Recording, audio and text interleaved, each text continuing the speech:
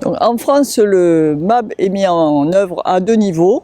Au niveau national, au travers des activités du MAB France, qui va animer et coordonner le réseau des réserves de biosphère et animer le programme au niveau national, et au niveau donc de territoire qui relève du programme MAB et qui s'appelle les réserves de biosphère.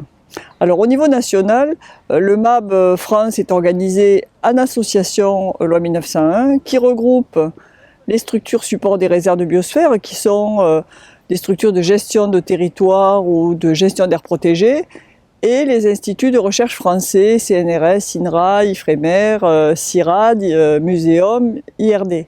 Avec donc cet objectif de rapprocher le monde de la science du monde de la gestion territoriale et de faire en sorte que les réserves de biosphère soient vraiment des territoires où on va expérimenter avec la population dans une démarche vraiment de co-construction des pratiques plus durables et des chemins vers d'autres organisations de la société plus en accord avec les enjeux du changement climatique et de l'érosion de la biodiversité.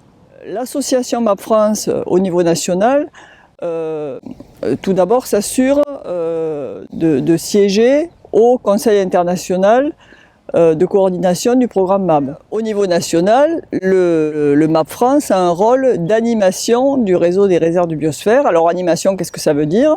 C'est les faire travailler ensemble sur des sujets qui les concernent au travers de groupes de travail qui peuvent porter précisément sur cette interaction entre le monde scientifique et la gestion territoriale, ou sur des questions plus concrètes.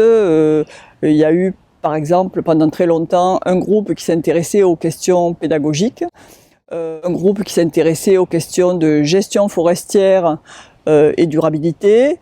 Et actuellement, un accent fort est mis sur les façons d'engager la jeune génération dans la décision et dans le portage des réserves de biosphère dans une perspective de changement de modèle. Au niveau national, le MAB France s'occupe aussi d'accompagner des territoires qui ont envie de devenir réserves de biosphère et qui en font la demande. Donc c'est le MAB France qui va finalement veiller à ce que les propositions de ces territoires remplissent les critères qui sont requis par l'UNESCO pour désigner une nouvelle réserve de biosphère dans le réseau mondial. Le MAB anime aussi ou co-anime avec l'université Paul Sabatier un master qui vise à former des jeunes aux principes et modes d'action du programme MAB.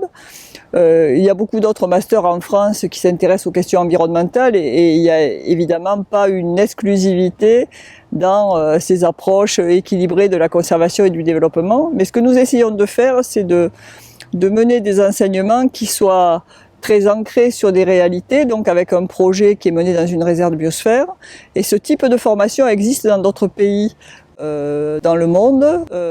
L'Institut de la durabilité en Allemagne travaille suivant les mêmes principes, des formations en Espagne, dans les pays du nord de la Méditerranée, du sud de la Méditerranée, pardon, le Maroc, le Liban, au Canada, en Afrique du Sud, etc.